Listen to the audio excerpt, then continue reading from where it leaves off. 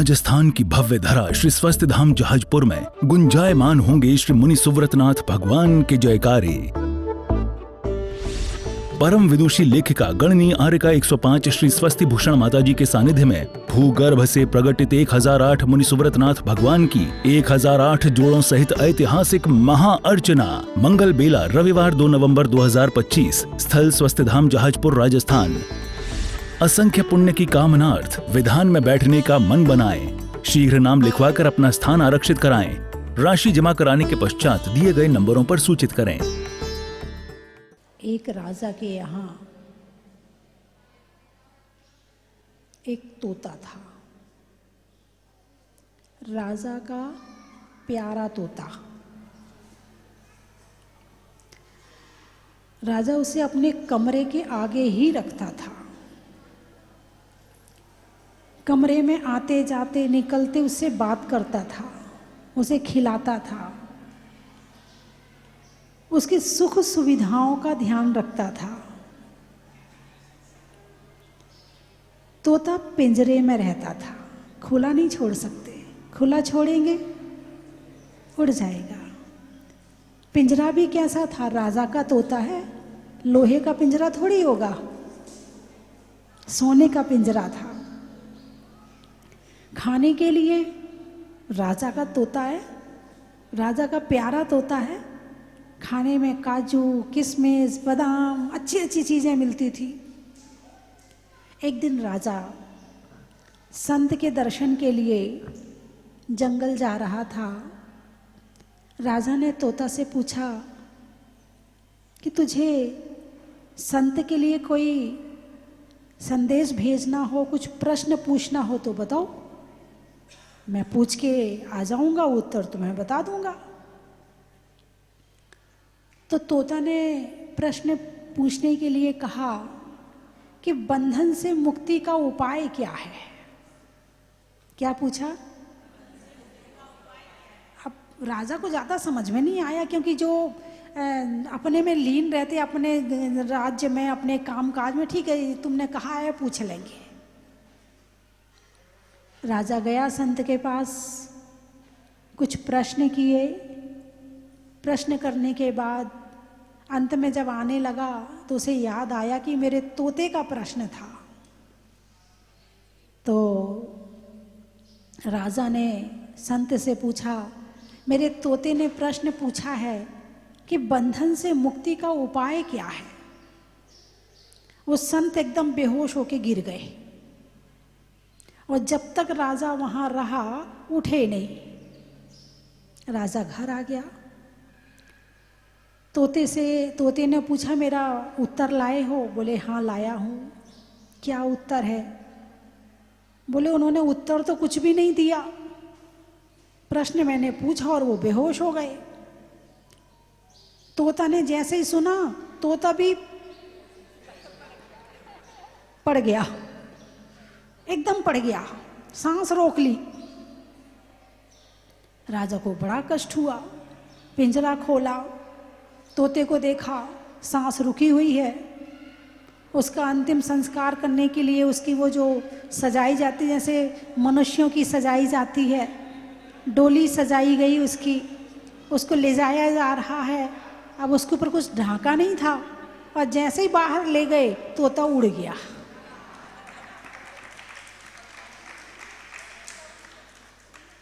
कुछ समझ में आया? आया। आप लोग बंधन में हो कि स्वतंत्र हो? ओहो, इतना ज़्यादा बंधन महसूस हो रहा है? हैं? कितने बंधन हैं हमारी आत्मा के ऊपर? कितने बंधन हैं? द्रव्य कर्म, भाव कर्म, नो कर्म। इसके अलावा घर वालों का बंधन, समाज का बंधन, देश का बंधन, मोहल्ले का बंधन, पड़ोसी का बंधन, रिश्तेदारों का बंधन, कितने सारे बंधन हैं। तुम चाहते हो हम बंधन मुक्त हो जाएं, हमें कोई रोके टोके ना। अरे बोलिए ना, कौन कौन चाहता है कि आपको रोक टोक ना करे कोई, जो आपको करना है वो करने दे। उठाइए हाथ, कौन कौन चाहता कि जो आप करना चाहे सब करने दें आपको? उठाइए, अच्छे से उठाइए हाथ। जो चाहता है कि आप किसी के बंधन में ना रहें, उठाइए ना। नहीं, अंदर से प्रश्न को समझ के उठाना। हाँ, प्रश्न को समझ के उठाना। आप बंधन महसूस करते हो, पर वास्तव में वो बंधन है या नहीं है, तुम्हारी सुरक्षा कवच है, इसको पहले समझो। वो बंधन तुम्हारे लिए सुरक्षा कवच है या तुम्हारे लिए वो बंधन है, वो क्या है उसको पहले समझो। यदि आपने अपने परिवार वालों के कहने की बात का बुरा माना, परिवार वालों के रोक टोक का बुरा माना, तो आपसे आपकी उल्टी बुद्धि है। कभी भी परिवार वाले आपका बुरा नहीं चाहते हैं। कोई भी आपका अपना आपका बुरा नहीं चाहता है। तुमने जिसे दोस्त बनाया है वो तो तुम्हारा बुरा कर सकता है, मगर तुम्हारे घर के माता पिता तुम्हारा बुरा नहीं कर सकते। तुम उसको बंधन मानते हो। तुम स्वतंत्रता की परिभाषा ही नहीं जानते हो। अच्छा ये बताओ, यदि आपके मन में आया कि नए कपड़े खरीदना है, ठीक है, नए कपड़े लाए और पहन लिए, कैसा लगा? अच्छा लगा। आपको लगा कुछ खाना है, बनाया अथवा बाजार से आजकल तो ऑनलाइन मंगाया और खा लिया, ठीक है। किसको अच्छा लगा? किसको अच्छा लगा? हैं? जिह्वा को अच्छा लगा। किसको अच्छा लगा? जिह्वा को अच्छा लगा, है ना। अब इसी तरह से और इच्छाएं, तो ये इच्छाएं क्या है? पहले इच्छा पैदा हो, फिर हम उसकी पूर्ति करें। ये स्वतंत्रता है कि इच्छा पैदा नहीं होना स्वतंत्रता है। भाई, सामने वाले की बात नहीं मानना आपके लिए स्वतंत्रता है कि सामने वाले की बात हम नहीं मानेंगे। हम नहीं मानेंगे चाहे कुछ भी हो जाए। हमें जो करना हम वही करेंगे, हमें जो पहनना हम वही पहनेंगे, हमें जो खाना हम वही खाएंगे, हमें जहाँ जाना हम वहीं जाएंगे। तुम कौन होते हो रोकने वाले? तुम कौन होते? सब लोग कर रहे हैं, हम अकेले कर रहे हैं क्या? सब कर रहे हैं, सब जाते हैं पार्टी में, हम भी जा रहे हैं। सब शराब पीते हैं, हम भी pी रहे हैं। सब जो कर रहे हैं हम भी कर रहे हैं। तुम कौन होते हमें रोकने वाले? आजकल तो महिलाएं अपने पति से कहती हैं, तुम कौन होते हमें रोकने वाले? और ऐसी महिलाएं फिर ऐसी बीमारियों से घिरती हैं, ऐसे गड्ढे में गिरती हैं कि फिर उठाना मुश्किल हो जाता है। और ऐसी जगह जाके फंसती हैं कि वहां से निकलने में फिर टेंशन के अलावा कुछ नहीं रह जाता उनके हाथ में। अपने पति से कहती, तुम कौन हो हमें रोकने वाले? शादी करी, इसका मतलब ये थोड़ी कि हम तुम्हारे बंधन में रहें। अरे बोलिए ना, नहीं आपकी बात नहीं कर रही, आप सब तो बहुत अच्छी पत्नी हो।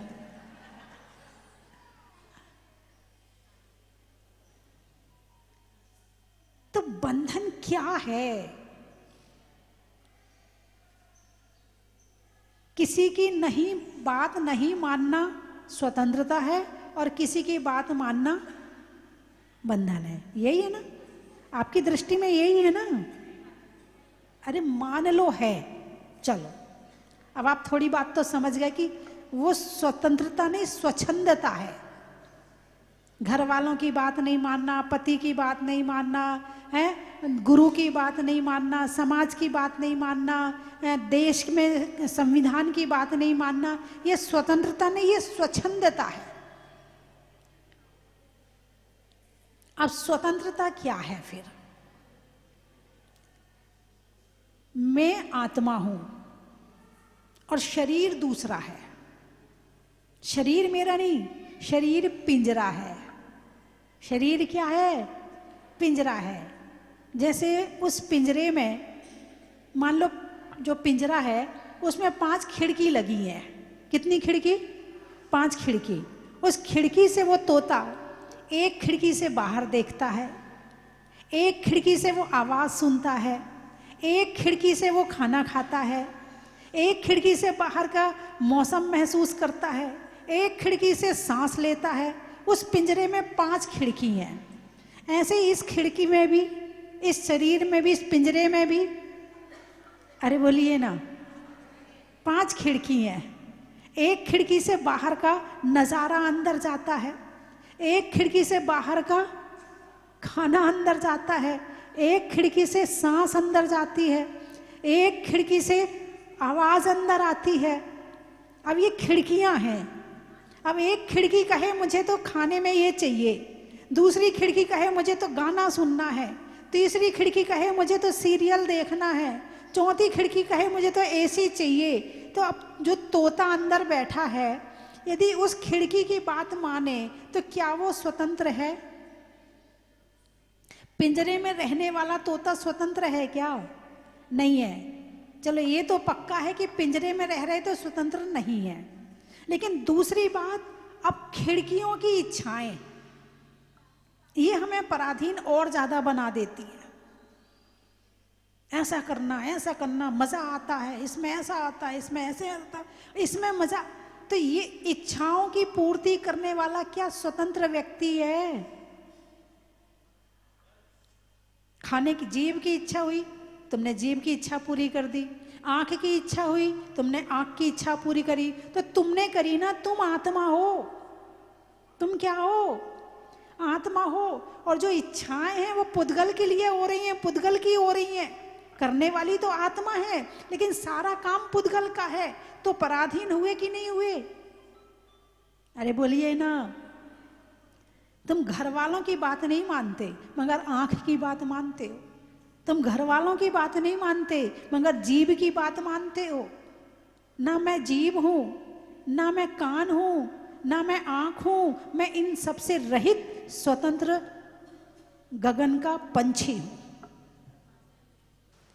तो ये कैसे पता चलता है कि मैं स्वतंत्र हूं? कोई ऐसा है जो स्वतंत्र हुआ है, जो शरीर रहित हुआ है?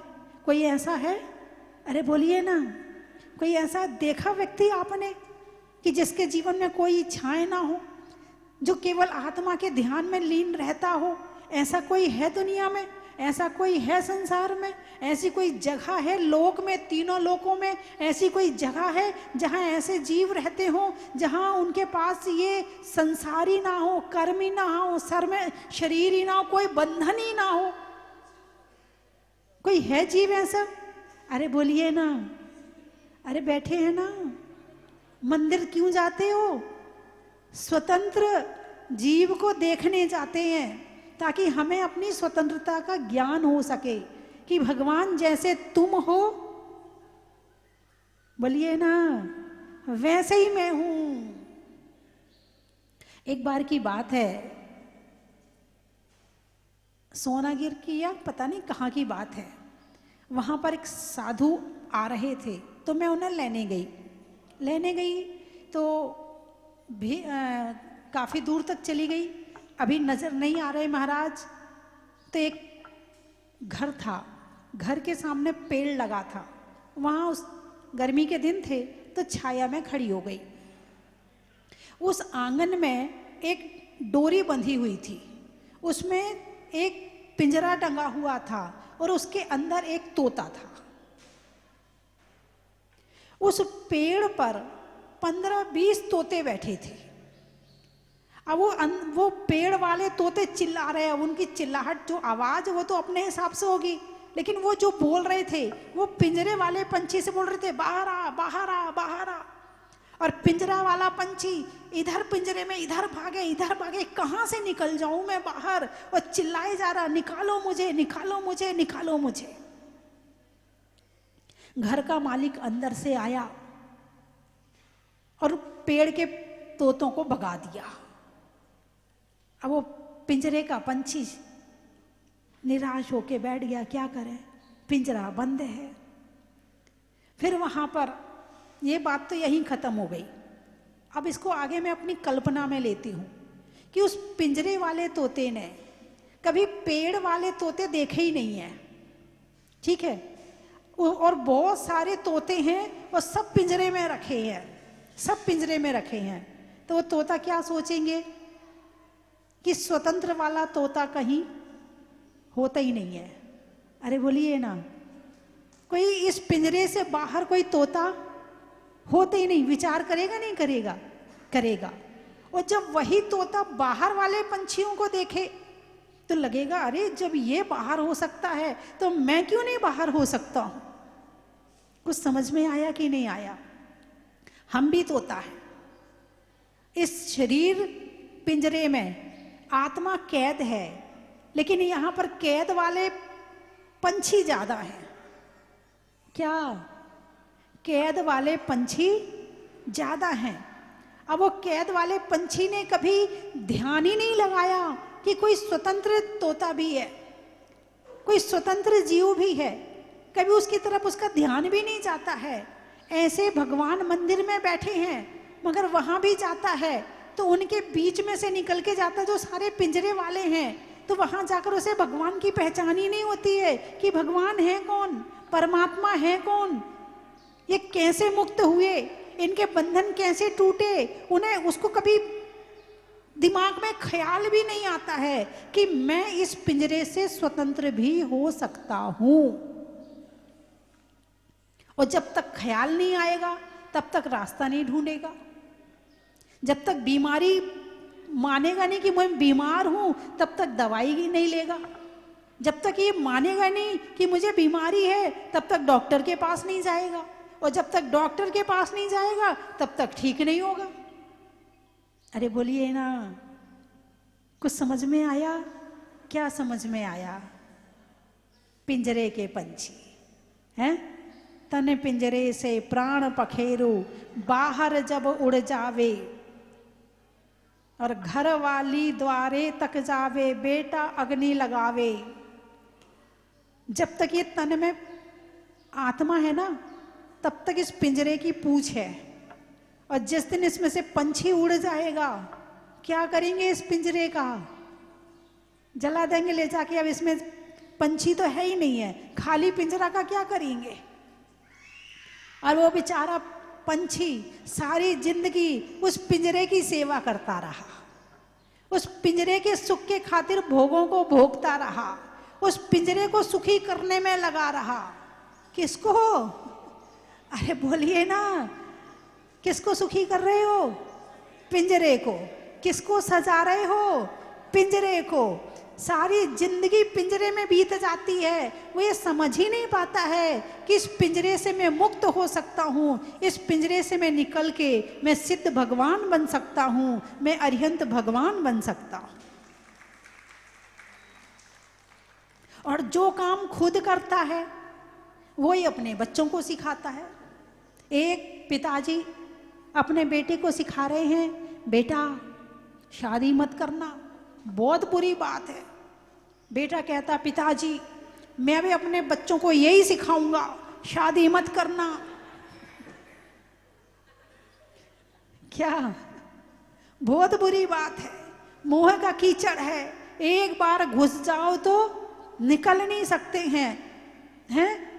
जो काम खुद कर रहे हैं वही अपेक्षा अपने बच्चों से रखते कि मेरा बेटा भी वही काम करे, क्योंकि खुद भी परमात्मा को नहीं पहचानते हैं और अपने बच्चों को भी कभी शिक्षा नहीं देते हैं, उन्हें बताते नहीं है कि भगवान कौन है, क्या है, कैसे हैं। और जो उन्हें बताता है तो टीवी में प्रवचन आ रहे हो तो बंद और कर देते, क्या है सारे दिन प्रवचन चलाते हो। यदि घर में दादी प्रवचन चलाए तो बहू को बड़ा गुस्सा आता, सारे दिन प्रवचन प्रवचन, सीरियल तो देखने नहीं देती बुढ़िया मुझे। जवानी की हवा भरी है, जिस दिन हवा निकलेगी ना उस दिन यही प्रवचन अच्छे लगेंगे।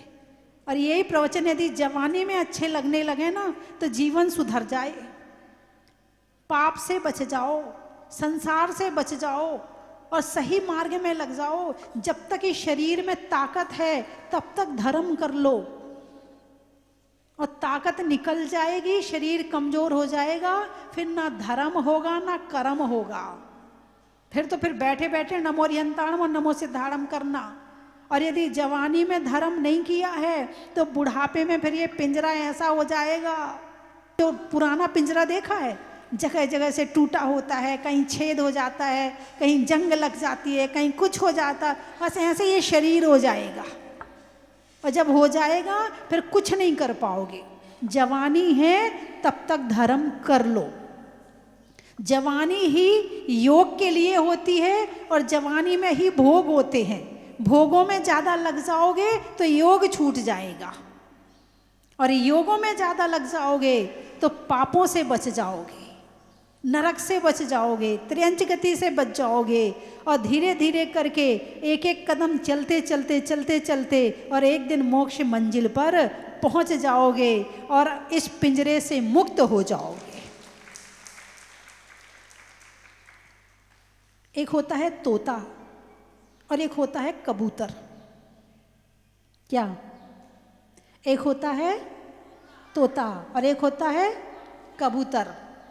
तोते की जो तरह है कभी तर ही जाएंगे, कबूतर की जो तरह है कभी तर ना पाएंगे। क्या अंतर है दोनों में? कबूतर का जो मालिक होता ना, वो कबूतर को यूं लेता, यूं उड़ा देता है, वो फिर वापस आता है, वो फिर लेता, वो फिर उड़ा देता है, वो फिर वापस आ जाता है। बोलिए हाँ या ना? है? कबूतर के रहने का स्थान भी गंदा, खाने की चीज भी निकृष्ट, वही ज्वार बाजरा, इसके सिवा कुछ नहीं मिलता खाने उसे। तोते को पिंजरे में रखा जाता है, खाने के लिए भी अच्छी अच्छी चीज दी जाती है, उसके बाद भी वो तोता सोचता है कि पिंजरा खुला मिले और उड़ जाऊं। और कबूतर को उड़ा भी दो तो वो वापस आ जाता। अब बताओ अभी आप किसकी तरह हो?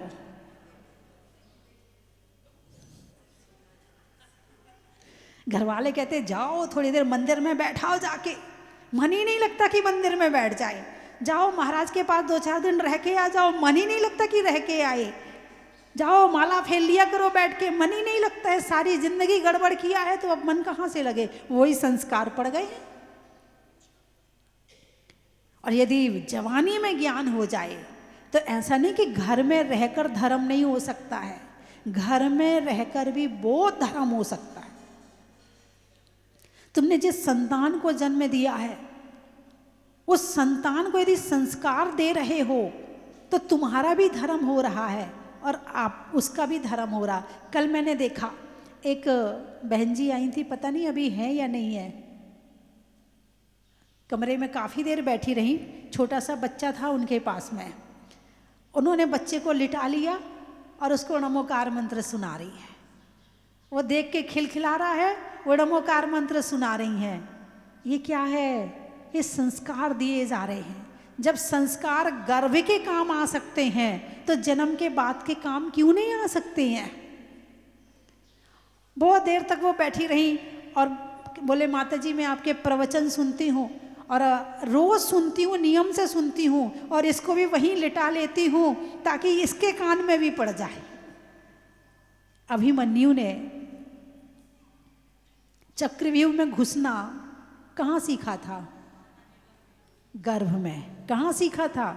जब चक्रव्यूह में घुसना गर्भ में सीख सकते हैं तो बचपन में क्यों नहीं सीख सकते हैं? मत सोचो कि ये बच्चा छोटा है, अभी ये तो कुछ नहीं जानता है, इसको कुछ नहीं आता है। नहीं, तुम तो अपना काम करो, उसे नमोकार मंत्र सुनाओ, उसे भक्तांबर सुनाओ, गोद में रखो, उसे भक्तांबर सुनाओ, उसे नमोकार मंत्र सुनाओ, हैं शास्त्र सामने रख लो, हैं या कोई छोटी मोटी किताब रख लो। यदि उस नहीं छू पा रहे शास्त्र तो उसे किताब पढ़ के सुनाओ। वो संस्कारित हो रहा है, एक एक लाइन उसके ऊपर जा रही है, एक एक शब्द उसके ऊपर स्पर्श कर रहा है। शब्द पुद्गल हैं, हमारे शरीर को छूते हैं, अकेले कान में नहीं जाते। कान तो शब्दों को पकड़ के अंदर भेज देता है, मगर ये शब्द पूरे शरीर पे असर करते हैं।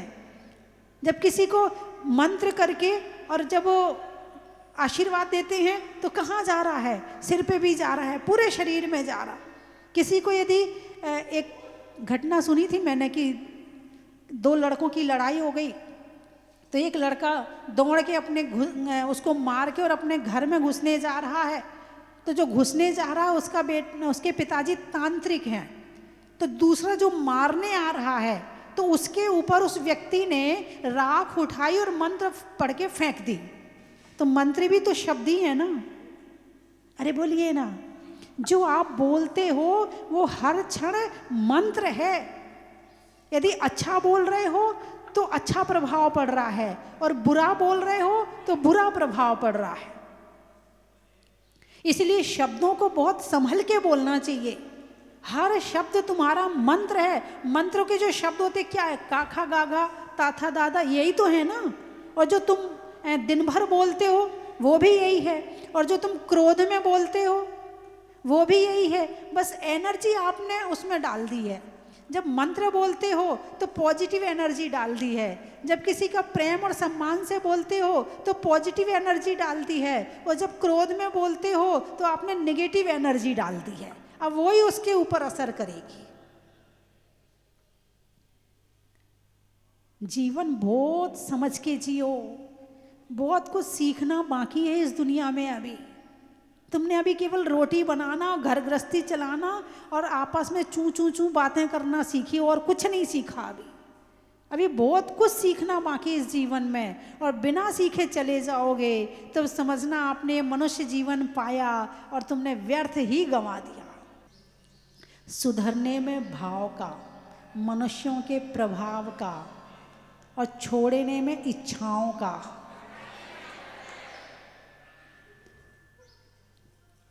जीवन में जरा का, रहने के लिए धरा का, और मोह छोड़ने में तन के पिंजरा का। बीज में बोने का, कमरे में कोने का, और मंदिर जी जाकर के भगवान को देखकर भाव बनने में स्वतंत्र होने का। मंदिर क्यों जाते हैं? इसलिए जाते हैं कि ये स्वतंत्र पंछी हैं और हम पिंजरे के पंछी हैं। तो हम पिंजरा तोड़ के नहीं जाना है, छोड़ के जाना है। तोड़ने का आत्महत्या नहीं करना है, शरीर में रहते हुए शरीर को छोड़ना है। संभव है कि नहीं? मन को अपने आत्मा में लगा लो, छूट गया शरीर। और कैसे छोड़ना? आत्महत्या थोड़ी करनी है। कहाँ कहाँ से आए हो? सिंहपुर। कहाँ है ये सिंहपुर? सतना जिला। गाने में सुर का, नृत्य में नूपुर का, आने वालों में सिंहपुर का। नदी में नाव का, कौए में काँव काँव का, और आने वालों में मालेगांव का। नहीं करने में फिकर का, मंदिर में शिखर का, और आने वालों में सीकर का। आम की बौर का, नेता में दौर का, आने वालों में इंदौर का।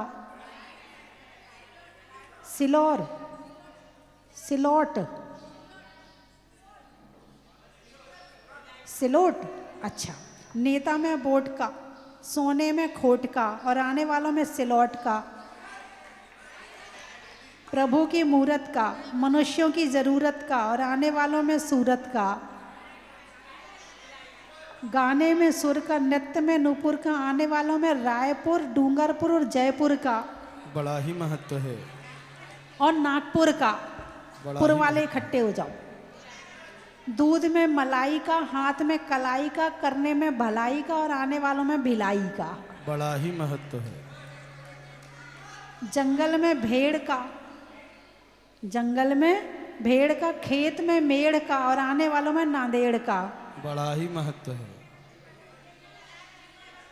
ईचल करंजी, पैसों में पंजी का, गर्मी में शिकंजी का, और आने वालों में ईचल करंजी का। महीनों में मई का, रजाई में रुई का, आने वालों में मुंबई का। कोलारस, अच्छा। घूमने में बस का, 10 लक्षण में 10 का, और आने वालों में कोलारस का। नीमच, भिवंडी, अच्छा। रेल को दिखाने में झंडी का, झंडी में डंडी का, और आने वालों में भिवंडी का। बड़ा ही महत्व है। बोलने में सच का, पापों से बच का, और आने वालों में नीमच का। बड़ा ही महत्व है। पंडेर, जंगल में शेर का, फलों में बेर का, आने वालों में पंडेर का।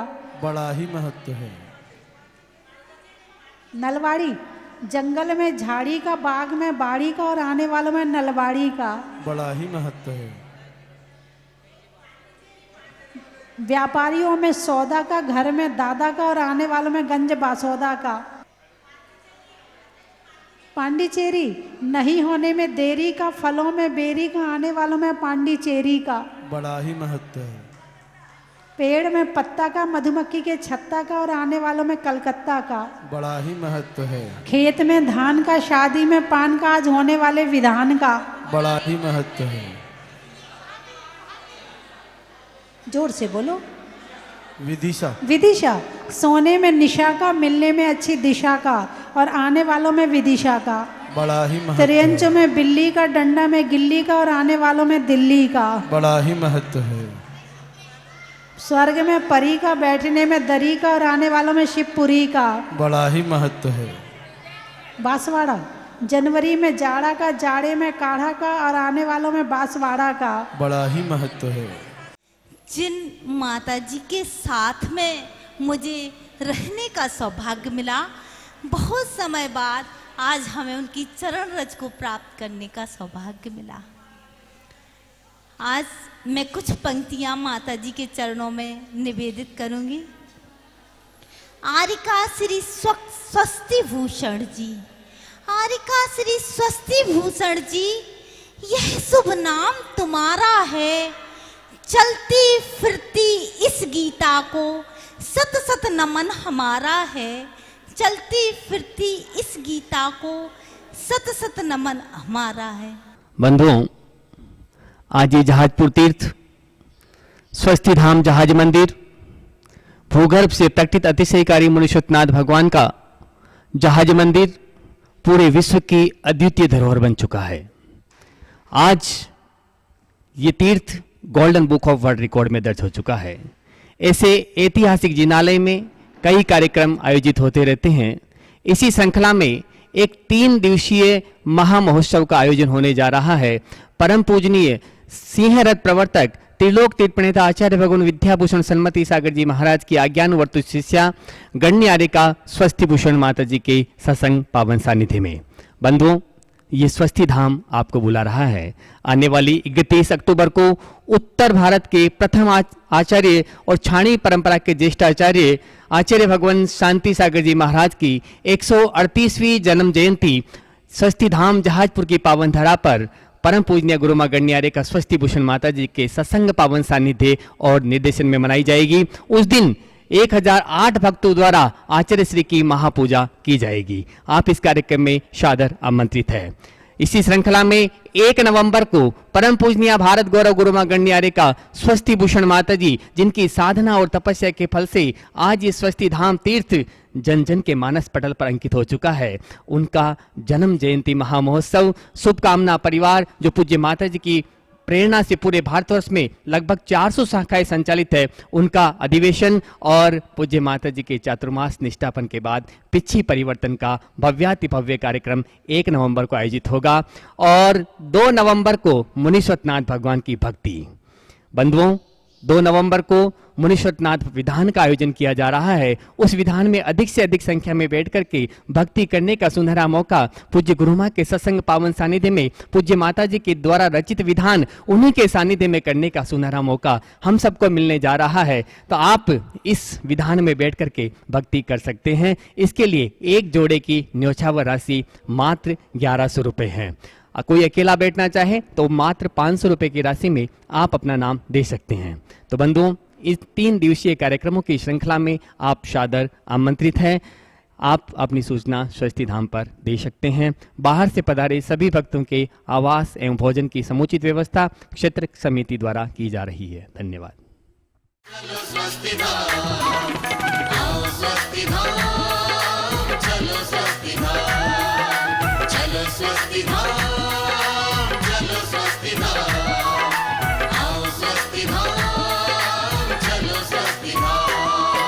स्वस्ति धाम मुझे जाना है, मन में है ये धारणा। स्वस्ति धाम मुझे जाना है, मन में है ये धारणा। बीसवें तीर्थंकर की मूरत हो, बीसवें तीर्थंकर की मूरत को मन भर के निहारना। चलो स्वस्ति धाम, चलो स्वस्ति धाम, आओ स्वस्ति धाम, चलो स्वस्ति धाम। चलो स्वस्ति धाम, चलो स्वस्ति धाम, आओ स्वस्ति धाम, चलो स्वस्ति धाम।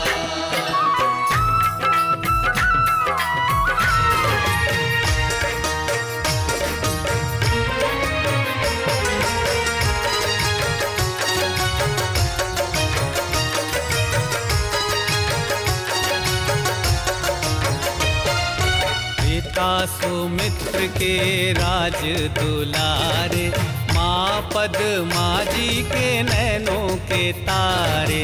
पिता सुमित्र के राज दुलारे, माँ पद्मा जी के नैनों के तारे। राजगृही में जन्म लियो आप, राजगृही में जन्म लियो आप। आओ आओ मनाए खुशी आज आरती भगवन की। आओ आओ करें गुणगान आरती भगवन की। आओ आओ करें गुणगान आरती भगवन की।